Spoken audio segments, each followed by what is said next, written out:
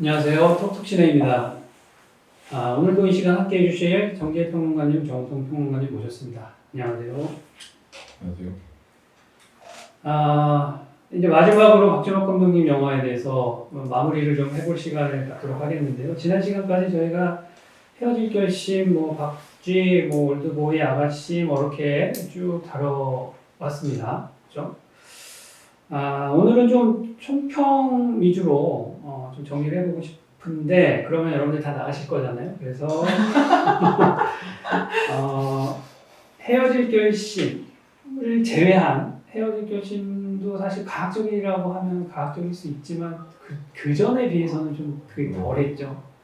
박쥐나 올드보이나 아가씨 같은 영화를 보시면 박찬욱식 잔혹극이 보이잖아요. 신체를 향한 과학극. 이게 저는 소우라든지 한참 우리의 K 콘텐츠의 위상을 한껏 드높인 오징어 게임 속에서의 그 과학성도 꽤 한몫을 했다고 보는데, 좀 이게 다른 측면이 분명히 있어 보이거든요. 박찬욱 감독님이 추구하는 잔혹극의 의미, 잔혹함의 의미, 어떻게 볼 수 있을까요? 우리 먼저 정우성 평론. 저는 오히려 소우랑 오징어 게임의 잔악성이 좀 다르다고 봐요. 예. 소우는 진짜 그 폭력성을 패티시가 하는 게 목적인 영화고 그걸 즐기는 게 목적이니까. 오징어 게임도 그런 면이 당연히 있지만 그래도 하고 싶은 이야기를 비유적으로 폭력성에 이제 엮어가는 게 분명히 있거든요. 폭력 자체가 어떻게 보면은 사회 폭력이랑 운유적으로 연결이 되는 거니까.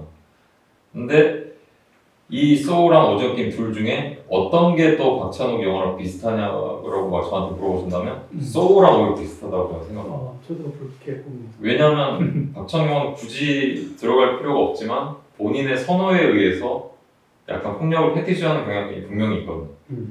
이 아가씨 같은 경우도 사실 이거는 이제 이 폭력과는 좀 다른 문제부터 시작해보면 그 주인공들이 결국에는 자신들을 억압했던 인물들한테 복수를 해야 되는데 그 인물들은 그냥 빠져나가고 아무 상관없는 남자 둘이서 복수를 대신 해주는 이런 느낌으로 끝나죠.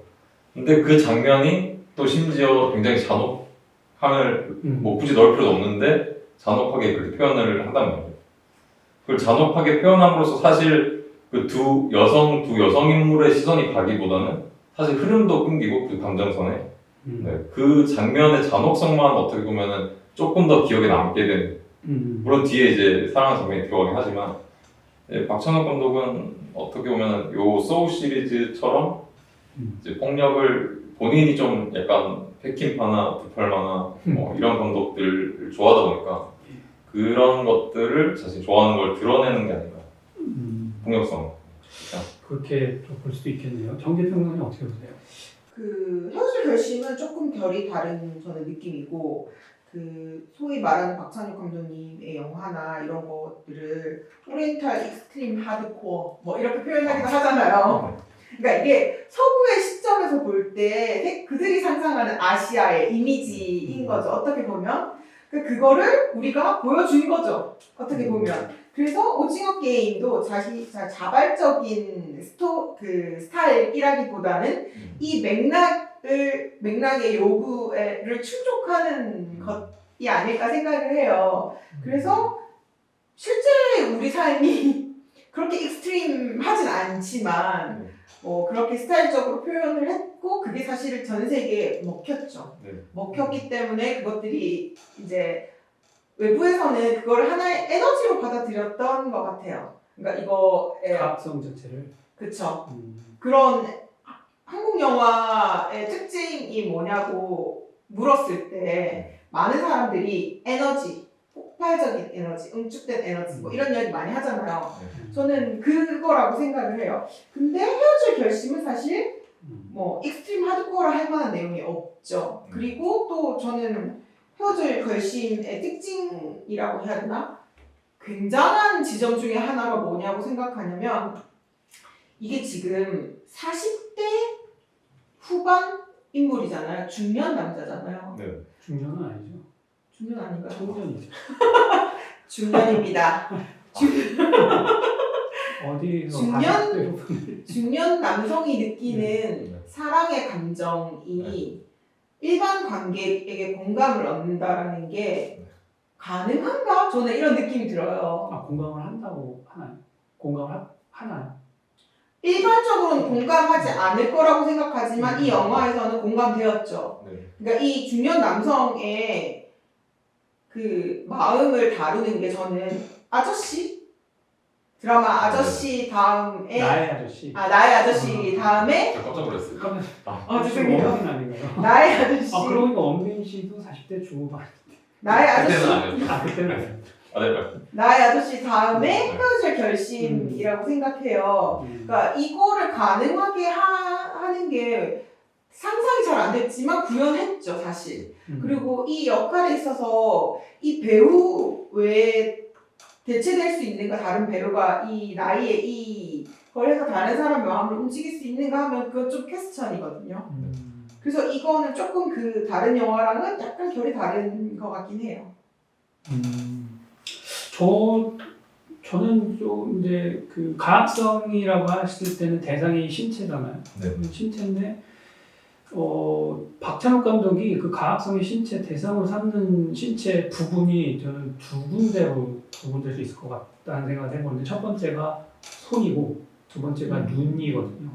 그래서 왜냐면 헤어질 결심에서도 사실 이 가학성의 문제가 나오지 표현 자체는 좀 덜한다고 하지만 거기도 이제 범죄로 죽은 사람들의 사진이 나온다든지 그 떨어져 죽은 시체가 나온다든지 이럴 때 그 죽은 자의 눈으로 바라보는 카메라 워킹이 굉장히 인상적이었어요. 그 거미가 그 위를 이렇게 개미도. 네. 개미죠, 개미가 이렇게 지나가는 장면 굉장히 그때 제가 카메라 장인이 됐다, 카메라 워크의 장인이 됐다 이런 생각을 하게 되는데 그 눈을 향한 어떤 소위 말해서 패티시적인 것도 있어 보여요. 박찬욱 감독이 신체의 가학성이라는 게 꼭 막 피내고 도려내고 이런 것보다는 특히 그것이 또 그 전에 전조 증상을 보였다고 느낀 게 박쥐에서 김혜숙 배우가 여기에 해주 시어머니가 아무것도 움직이지 못하지만 눈으로만 움직이잖아요. 그래서 모든 걸 목격하죠. 모든 걸 목격해서 그런데 움직일 수 없고 말도 할 수 없으니까 계속 그렇게 침묵하게 되는 그 과정에서 결국엔 살아남죠. 네. 남죠.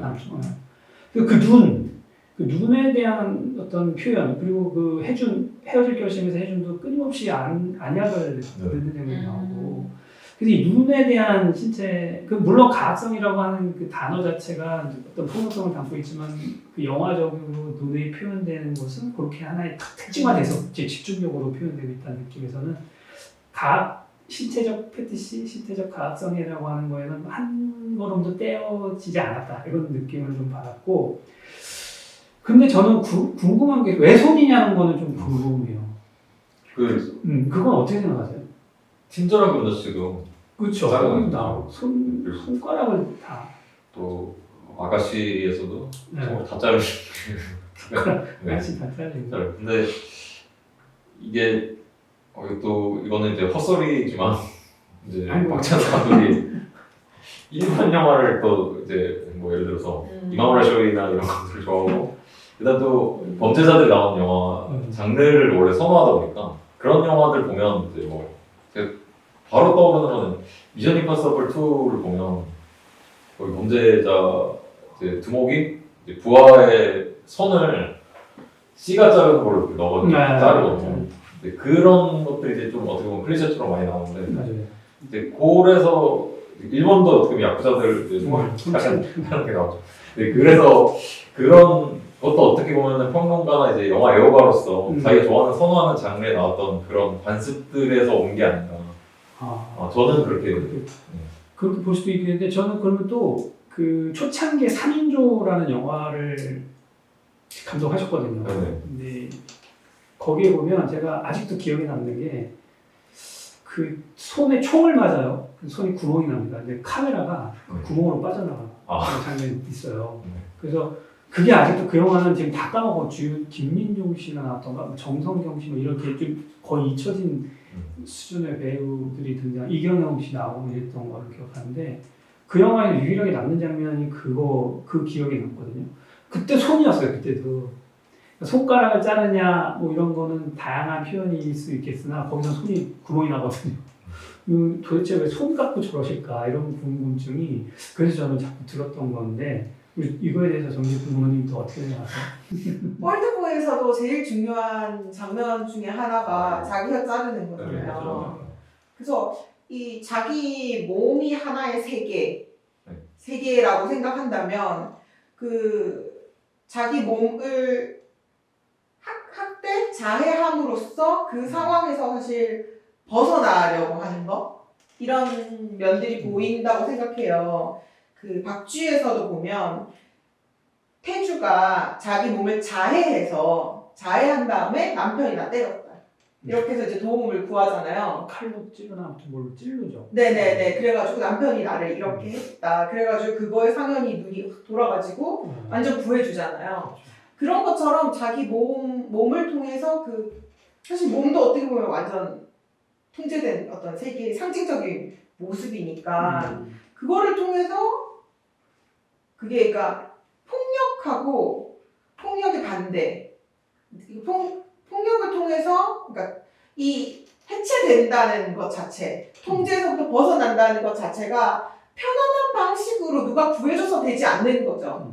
아니고 완전 폭력적인 폭발적인 이 에너지와 힘을 통해서 벗어나는 건 거죠. 어떻게 보면 이 상황에서 이거 미도한테 말하지 마. 올드보이에서 말하지 마. 내가 네 개가 될게. 이 상황에서 벗어나는 것의 한 방식으로 잘 혀를 자르잖아요. 약간 그런 방식으로 박찬욱 감독님 영화에서 쓰이지 않나 라는 생각이 들긴 해요.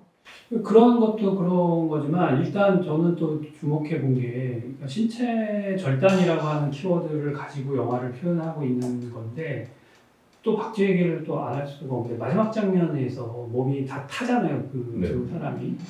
근데 서로 구두 예전에 이제 태주에게 신겨줬던 구두를 신고 있었어요. 구두를 신고 있었는데 몸이 탔으니까 그게 이제 탄 놈에 그 구두가 덜렁덜렁 걸려 있는 것 같은 느낌인데 카메라가 그 아래를 비춰요. 그때 그게 탔으니까 구두가 툭 떨어지거든요.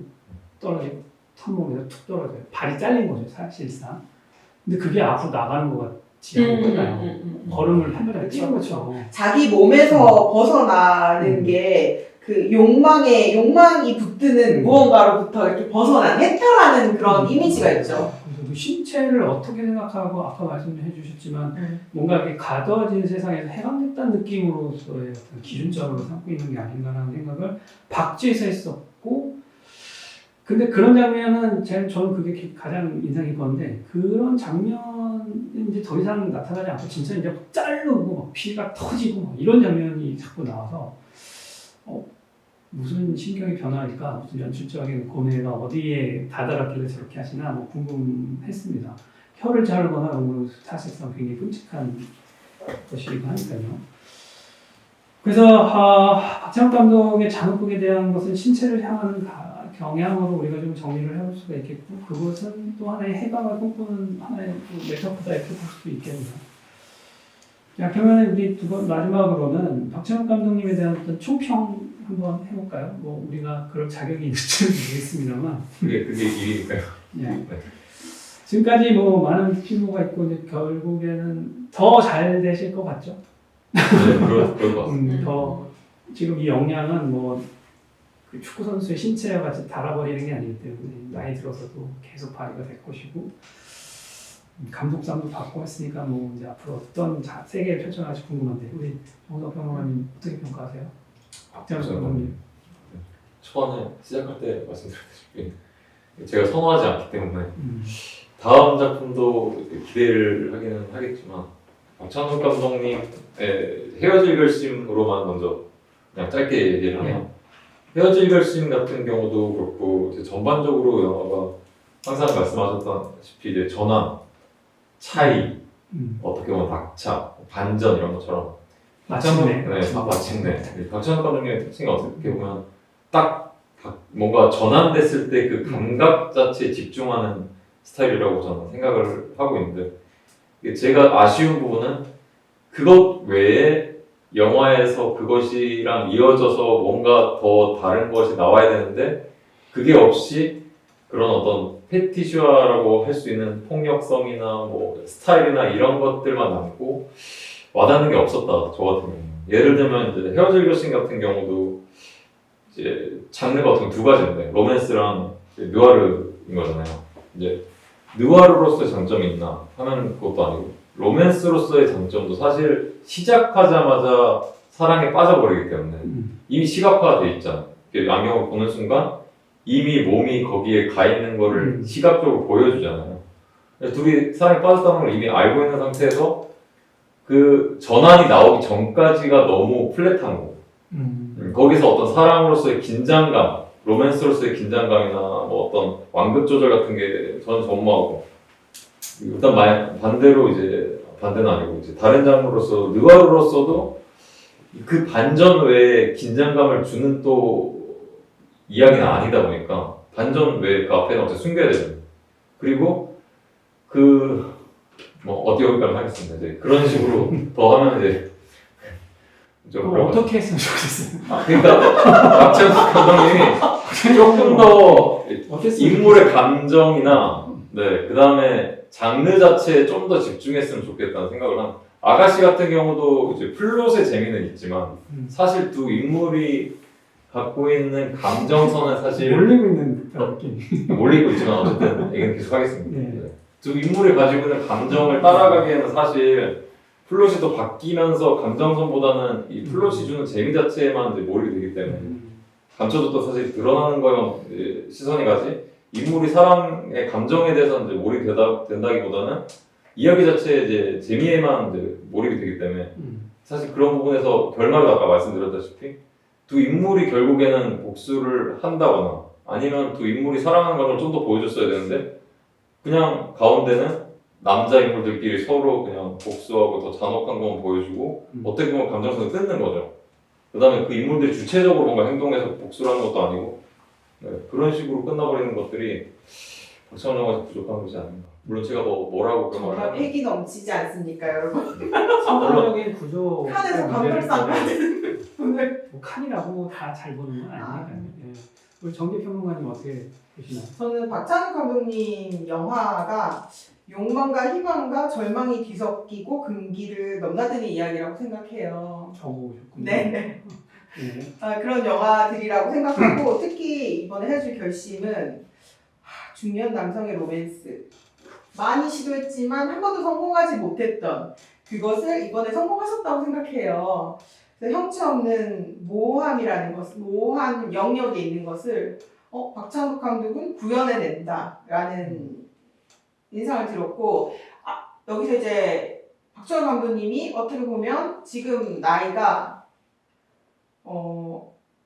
진짜 어떻게 되세요? 아티스트 예술가로 볼 때 절정에 사실 다다랐잖아요. 나이나 뭐 활동이나 모든 것들을 볼 때 그렇지만 여전히 푸른 로맨스가 가능하다. 푸르른 로맨스가 가능하다. 특히 이 영화에서는 푸른색, 청색, 녹색이라는 게 되게 중요한 요소로 이제 표현하기도 했고 이제 그런 영화였다라고 저는 생각을 합니다. 끝인가요? 그렇습니다. 예, 뭐 평론가로서 뭐 감독을 마냥 칭찬할 수만은 없고 또 그 장단점을 얘기할 수도 있죠. 예. 일단 뭐 저는 뭐 제가 정리하는 것 같아서 좀 그렇습니다만 어쨌든 한 획을 긋기는 하신 것 같아요. 우리가 이제 영화사적으로 한국의 영화사를 다루게 될 때 그 한 획을 그으신 분은 확실한 것 같고요.